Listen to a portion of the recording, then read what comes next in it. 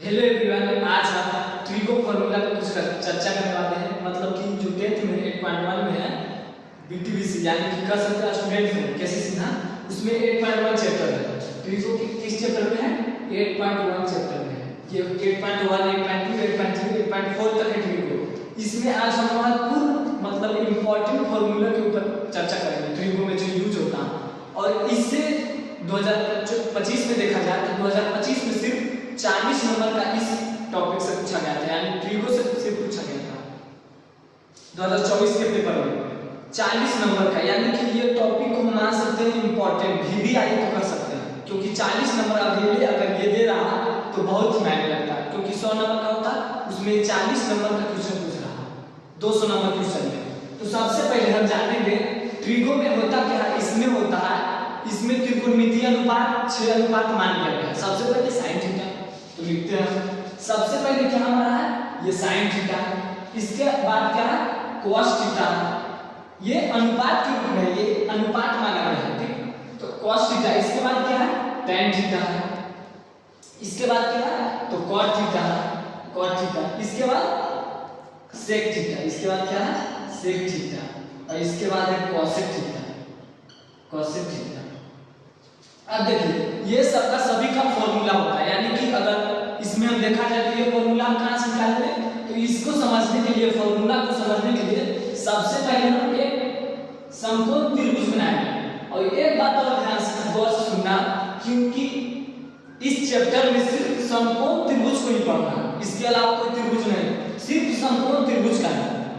और एक त्रिकोणमितीय का अनुप्रयोग भी है, वो 9.1 में इसका प्रयोग उसमें होता है। तो पहले ये चैप्टर को हम इसमें जो विभिन्न फॉर्मूला आते हैं उसको हम पढ़ लेंगे सबसे पहले। तो ये हमारा क्या है, ये हमारा समकोण त्रिभुज है। ये क्या है, समकोण त्रिभुज।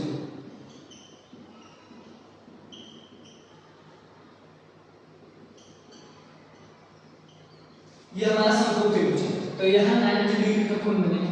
समकोण त्रिभुज किसे कहते हैं, जिसका एक कोण, केवल एक कोण 90 डिग्री का हो, यानी ये 90 डिग्री का हो जाएगा इस तरह। अब हमको समझना है कि ये सब फॉर्मूला इसी समकोण त्रिभुज से निकलेगा। तो सबसे पहले ये जो लंबा जो है, ये पोर्ट्रेट में जो खड़ा है, मतलब उधर रेखा है, इसको हम P मानते हैं, यानी कि परपेंडिकुलर।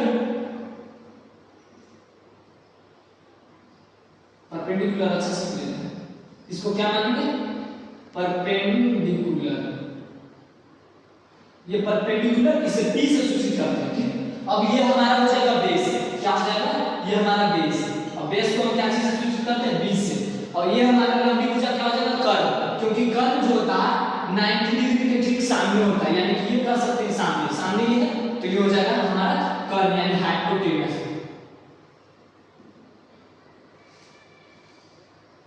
ये हमारा कर्व है, इसको हम किससे सूचित करते हैं, H से।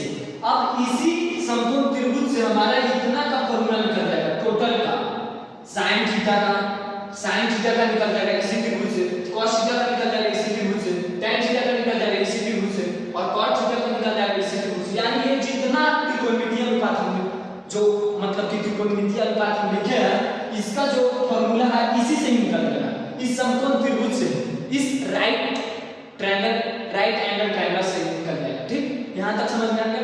अब देखते हैं कि इसका sin थीटा का फॉर्मूला क्या होता है। तो sin थीटा का होता है P/H, यानी कि ये जो होगा ये ऊपर में होगा, यानी अंश में होगा, और h जो होगा वो हर में होगा, यानी P/H। एक बात और, समकोण त्रिभुज में होता है h तो हमेशा वो फिक्स रहेगा कि एक लंबी भुजा होगा, लेकिन परपेंडिकुलर यानी कि लंब और आधार ये दोनों हमेशा चेंज होते रहता है। अगर थीटा यहां पे रहे तो थीटा के ठीक सामने वाली भुजा हो जाएगा लंब, ठीक। और अगर थीटा यहां ना रखे यहां रह जाएगा तो इसका सामने वाली भुजा कौन हो गया, ये हो गया, ये सामने वाली भुजा हो गया। तो सामने वाली भुजा क्या हो जाएगा, लंब होगा।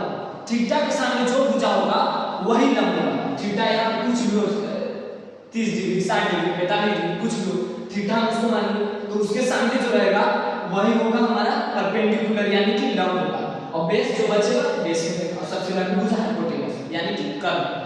तो sin थीटा का फॉर्मूला होता है P/H। क्या होता है इसका, P/H, यानी P को सबसे पहले बटे में नीचे H करते हैं। उसके बाद cos थीटा का होता है B/H। इसका क्या होता है, B/H, यानी कि अब tan थीटा का होता है p बटे b, यानी कि इसको अगर बोले तो लंब बटे आधार। अब cot थीटा, तो cot थीटा का होता है b बटे p। अब sec थीटा का, तो sec थीटा का होता है h बटे d, और इसका cosec थीटा का होता है h बटे p। अब देखो क्या यहाँ पे हमें दिख रहा है कि जो तीन ये फॉर्मूला है, ये तीन फॉर्मूला इन्हीं का ये दोनों तीनों उल्टा हो गया तो छोगो बन गया। सही, यहाँ पे देखो अब कहाँ दिख रहा है, तो क्या sin थीटा p बटे h है, क्या हमें cosec थीटा में h बटे p दिख रहा है, उसमें उल्टा दिख रहा है, यानी कि ये जो होगा इसका उल्टा होगा, sin थीटा का उल्टा cosec थीटा, या फिर cosec थीटा का उल्टा sin थीटा, ये हो गया। अब हमारा cos थीटा b बटे h है और sec थीटा h बटे b है, क्या यहाँ पे उल्टा है कि नहीं, h था नीचे लेकिन यहाँ आ गया ऊपर, तो ये भी उल्टा, यानी cos थीटा जो है इसका उल्टा है sec थीटा का, या फिर sec थीटा है इसका उल्टा कौन है, cos थीटा। अब यहाँ पे tan थीटा पे देखेंगे तो tan थीटा का होता है p बटे b और cot थीटा का होता है b बटे p, क्या यहाँ पे p था ऊपर और नीचे आ गया p, तो इसका उल्टा हुआ कि नहीं, यानी कि tan थीटा जो है cot थीटा का उल्टा है, या फिर cot थीटा जो है tan थीटा का उल्टा है, तो इसका उल्टा ये हो जाएगा। यानी कि कह सकते हैं हम कि sin थीटा का उल्टा कौन होगा, sin थीटा का उल्टा हो जाएगा sin थीटा का उल्टा, sin थीटा का उल्टा क्या हो जाएगा, cosec थीटा होगा, cosec थीटा, क्योंकि अभी हमने यहाँ पे देखा sin थीटा का p बटे h होता और यहाँ पे cosec थीटा का h बटे p, यानी कि जहाँ ये h था नीचे यहाँ आ गया ऊपर, तो उल्टा होगा, तो sin थीटा का उल्टा cos थीटा और cos थीटा का उल्टा क्या हो जाएगा, sec थीटा। अभी हमने देखा cos थीटा का उल्टा sec थीटा, अब एक लास्ट में tan थीटा, तो tan थीटा जो है ये cot थीटा का उल्टा है, cot थीटा।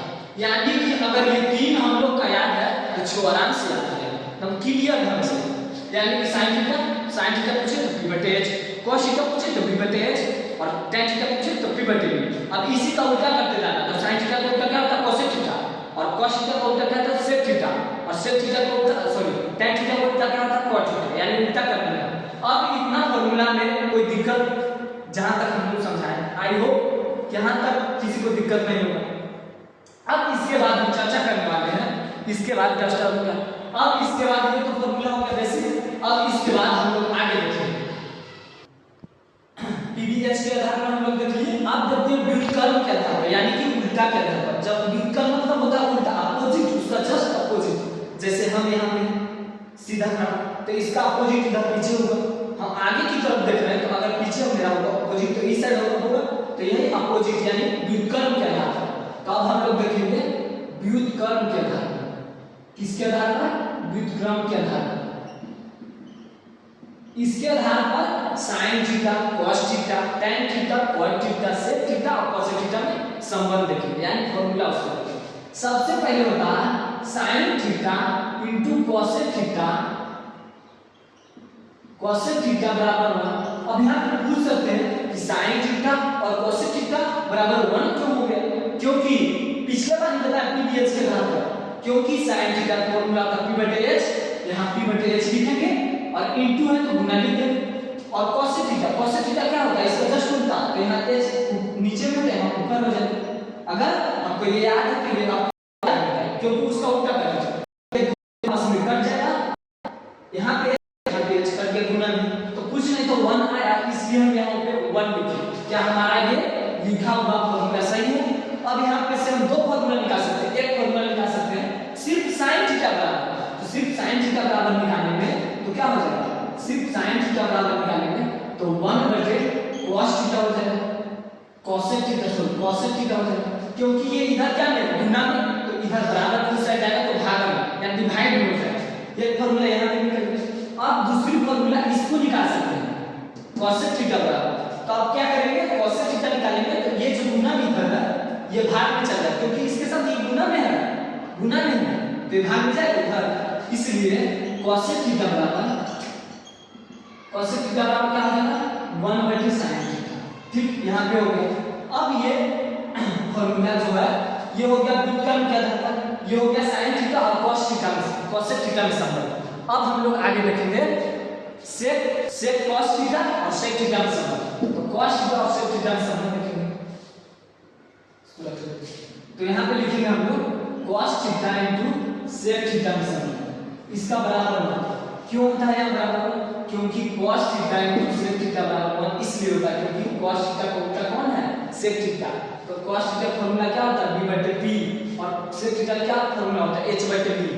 तो दोनों आपस में ऊपर से ऊपर कट जाएगा, या इसका फॉर्मूला होता है b/h और इसका फॉर्मूला है h/b, और ये दोनों आपस में कट जाएगा तो कुछ नहीं तो 1 आएगा। इसलिए हम यहाँ पे लिखे जो सही लिखे, यानी कि cos थीटा इनटू सेक थीटा बराबर 1, और यहाँ पे जो फॉर्मूला निकलेगा एक इसका निकलेगा एक इसका, यानी एक cos थीटा का सबसे पहले निकालेंगे तो इसका हो जाएगा 1/, इधर प्लस में नहीं है, इधर ये गुना में और इधर जाएगा तो भाग में हो जाएगा। तो एक फॉर्मूला यहाँ पे हो गया। अब दूसरी फॉर्मूला ये निकालेंगे सेक थीटा, तो सेक थीटा बराबर 1/cos थीटा होगा, cos थीटा हो जाएगा, होगा कि cos थीटा। अब ये हो गया।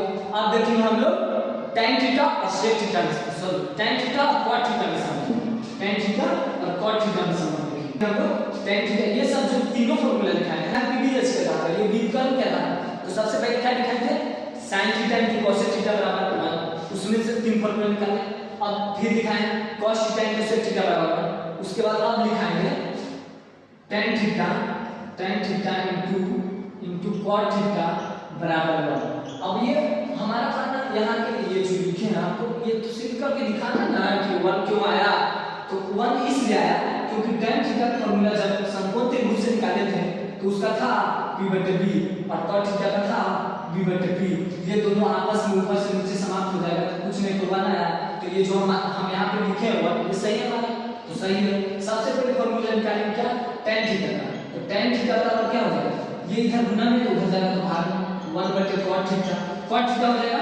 अब यहाँ पे cot थीटा निकालेंगे तो cot थीटा हो जाएगा ये इधर tan थीटा गुना में क्योंकि उधर साइड जाएगा तो भाग में हो जाएगा 1/tan थीटा। यहाँ पे सभी को समझ में आया। आई होप कि ये वीडियो आपको पसंद होगा। धन्यवाद।